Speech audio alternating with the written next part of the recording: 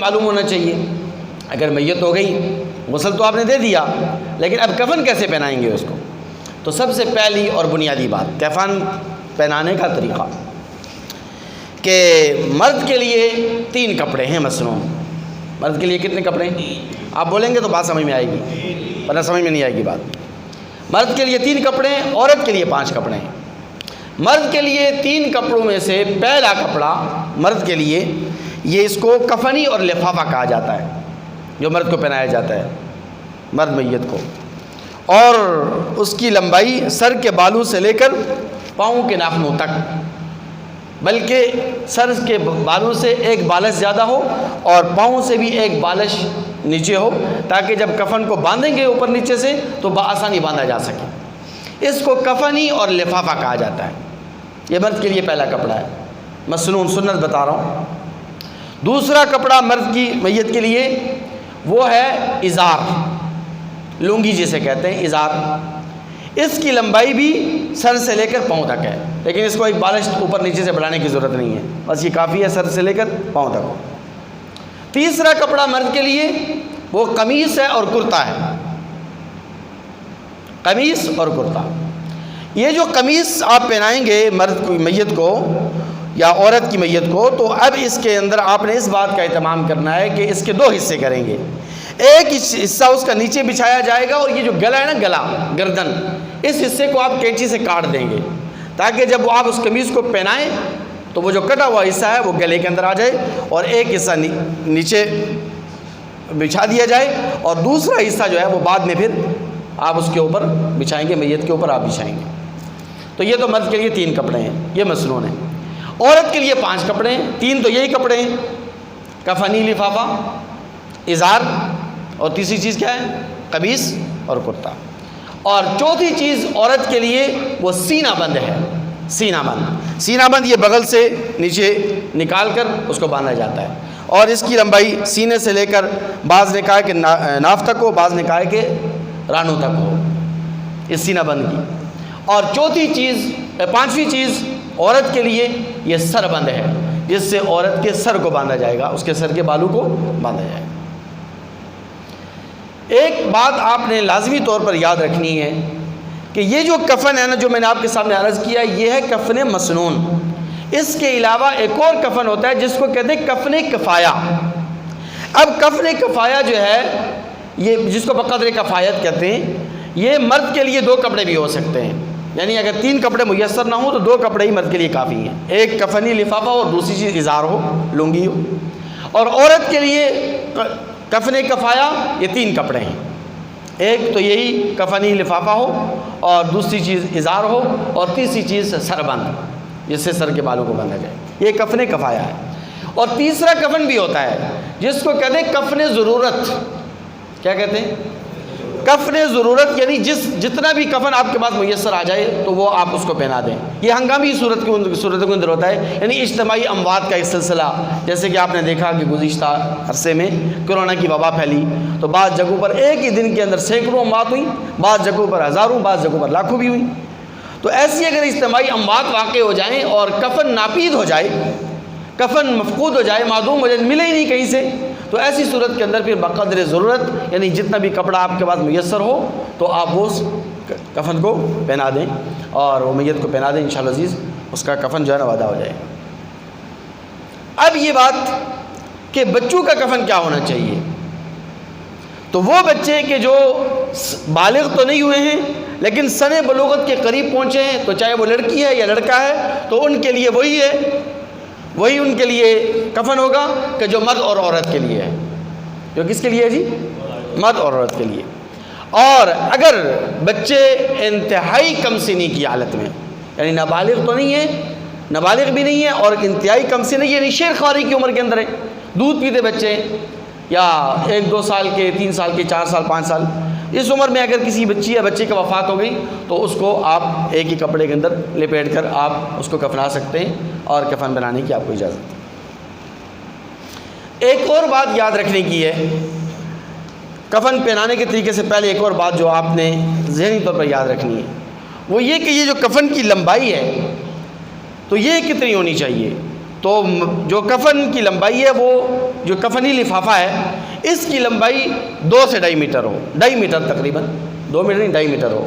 اور جو دوسرے نمبر پہ آپ ازار پہنائیں گے، اس ازار کی لمبائی 2 سے 2.25 میٹر سے زیادہ نہیں ہونی چاہیے، یا 2 میٹر 40 پوائنٹ، بس اس سے زیادہ نہ ہو. ہاں اگر کسی کا قد لمبا ہے، تو اگر قد بہت زیادہ لمبا ہے اس کا، تو پھر اس قد کے مطابق بھی آپ کفن پہنا سکتے ہیں، اس میں کوئی حرج نہیں. اب آ جاتے ہیں دوسرے مرحلے کی طرف کہ کفن کو پہنایا کیسے جائے گا. تو دیکھیے، سب سے پہلی چیز آپ کو کیا بتائی گئی؟ مرد کے لیے کفنی لفافہ. سب سے پہلے زمین پر آپ کفنی لفافہ بچھائیں گے.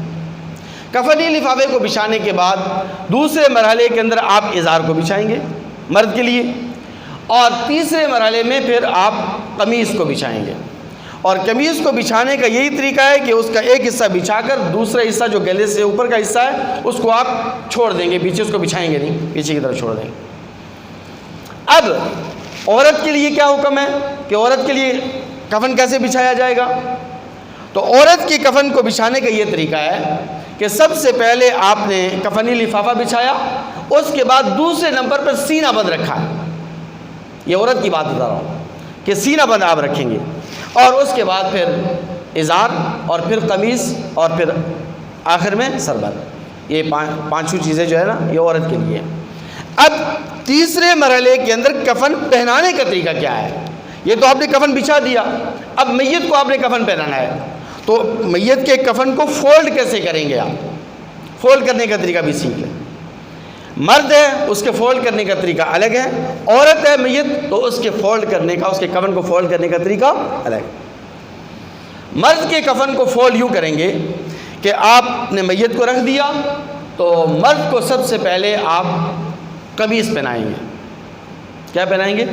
قمیص پہ. قمیص کا جو حصہ آپ نے چھوڑ دیا تھا پیچھے گردن سے اوپر والا، تو وہ آپ نے اس کو سیدھا کیا اور اوپر بچھا دیا. اور اس کے بعد پھر ازار، اور تیسری چیز ہے کرتا اور قمیص، اپنا ازار، کفنی لفافہ اور ازار، لنگی جیسے کہتے ہیں. ان دونوں چیزوں کو، کفنی لفافے کو بھی اور ازار کو بھی، آپ بائیں طرف سے بائیں کنارہ پہلے اس کے فولڈ کریں گے. پہلے بایاں کنارہ فولڈ کریں گے، میت کے اوپر رکھ دیں گے، اور اس کے بعد پھر دایاں کنارہ آپ فولڈ کر کے مرد کی میت پر آپ ڈال دیں گے. یہ تو سمپل سا طریقہ ہے مرد کو کفن پہنانے کا. اس کے بعد عورت کو کفن پہنانے کا، یعنی عورت کے کفن کو فولڈ کرنے کا یہ طریقہ ہے کہ کفنی جو لفافہ ہے نا عورت کا، اس کفنی لفافے کے اوپر آپ سینہ بند کو رکھیں گے. کیا رکھیں گے؟ سینہ بند کو رکھیں گے. اور سینہ بند کو رکھنے کا یہی طریقہ ہے کہ اس کے جو سینہ بند ہے اس کو بغل سے آپ نکال لیں گے، اور بغل سے نکال کر آپ اس کے سینے کو آپ ڈانپ دیں گے. اس کے بعد پھر عورت کے ازار کو، اور پھر قمیص اور کرتے کو، اور پھر آخر میں سربند کو رکھیں گے. بعض علماء کرام اور فقہ اعظام نے یہ بھی لکھا ہے کہ عورت کی میت کو ممتاز کرنے کے لیے، عورت کی میت کو ممتاز کرنے کے لیے اگر اس سینہ بند کو آپ آخر میں بھی رکھیں گے تب بھی ٹھیک ہے، درست ہے، اور یہ بہتر ہے، تاکہ عورت کی جو میت ہے یہ مرد کی میت سے ممتاز ہو جائے.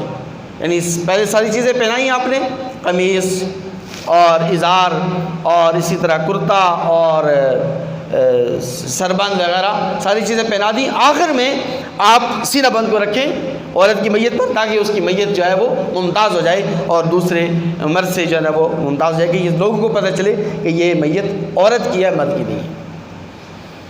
بعض لوگ جو غلطی کرتے ہیں اس کے اندر، وہ غلطی یہ کرتے ہیں کہ عورت کے سر کو صرف باندھ دیتے ہیں، یعنی سربند سے باندھ دیتے ہیں. لیکن اس کا سنت طریقہ یہ ہے عورت کے سر کے بالوں کا کہ اس کے سر کے بالوں کو 2 حصے کریں آپ. ایک حصہ آپ نے سر کے بالوں کا ایک حصہ آپ نے دائیں طرف سینے پر ڈال دیا، اور دوسرا حصہ آپ نے بائیں طرف سینے کے اوپر ڈال دیا. یہ بالوں کو دونوں طرف ڈالنے کے بعد پھر آپ اس کے سربند کو باندھیں گے.